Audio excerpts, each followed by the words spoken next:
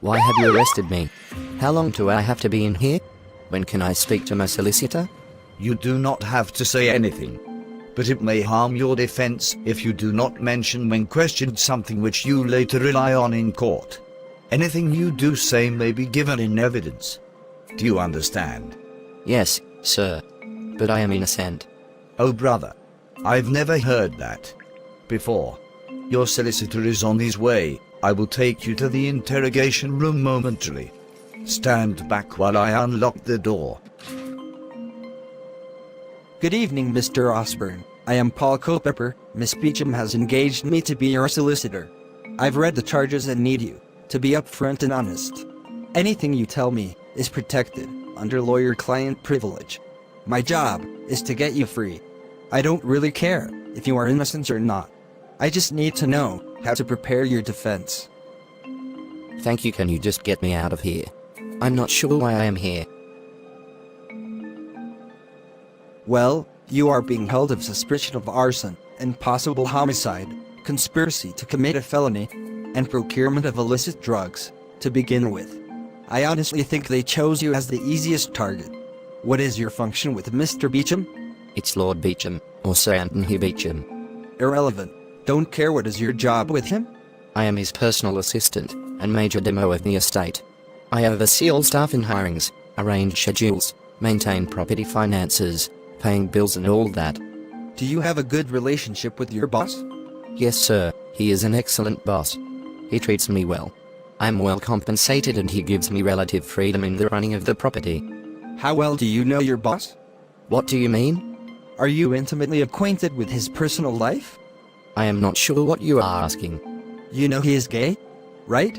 Yes, sir. That is no secret, but I do not see how that is relevant to my situation. May not be, but I asked anyway. Are you gay? Really, is any of this necessary? Yes or no? It is a simple question. Yes, sir. Have you ever been intimate with your boss? Oh my god, that is very personal? Of course not, he is my boss. Has he ever made any inappropriate advances toward you? Never. He teases me sometimes, but it means nothing.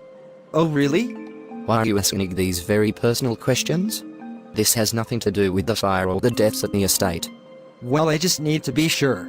I needed to see if you might have had a motive for doing these deeds. I'm innocent. That is for the magistrate and the court to decide. Have you ever been arrested? No. Not really. Not really? That sounds like a yes to me and will to the court too. Details, please. It's nothing really. It was a long time ago when I was 16. A buddy of mine and I were messing around and his mom caught us with our pants down doing boy stuff.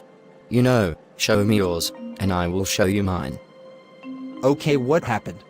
Well, because I was 16 and my buddy was 15, almost 16, she went to the police and wanted to have me arrested for sexual assault of a minor.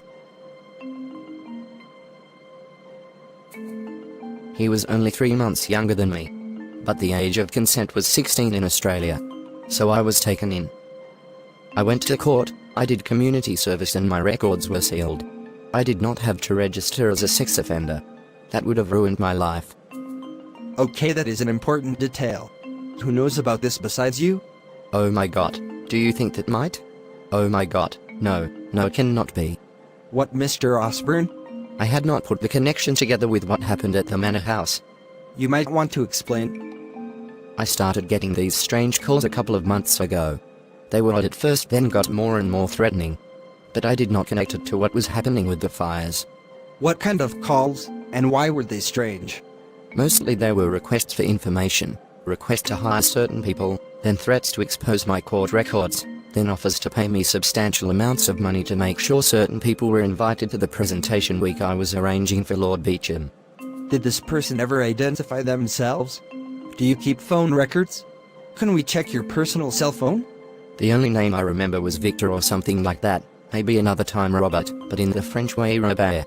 But when I called any of the numbers back it was disconnected. Was it always the same number or the same person? No, it was a different number every time, and there was no caller ID.